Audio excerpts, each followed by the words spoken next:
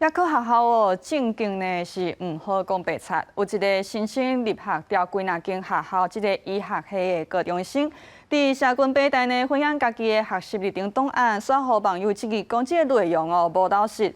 如出这个学生的阳明交大、台北医学大学、中山医学大学落尾开会是决定讲要取消这个学生的录取资格。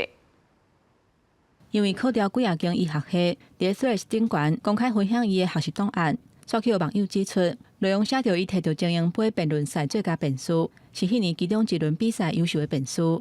服务学习有甲377点钟以上，日照中心就有296点钟，看落实在是伤罕。阳明交大上大声确认，备审资料有真侪所在甲事实无符合。虽然真恶认定是造假，毋过已经影响公平性，取消伊录取的资格。台北医学大学、中山医学大学嘛决议取消伊录取的资格。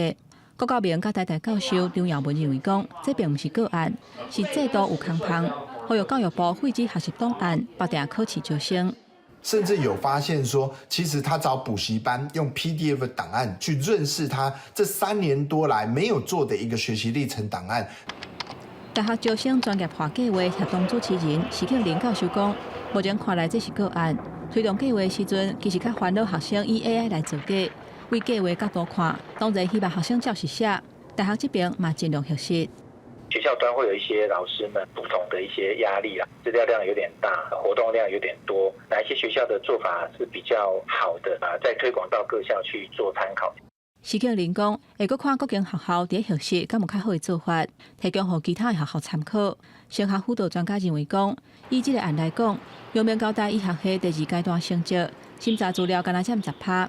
多元表现敢若占1%，若是甲事实无符合，全咧考无调，其他的拍拼毋就无采工，提醒学生都要照实写。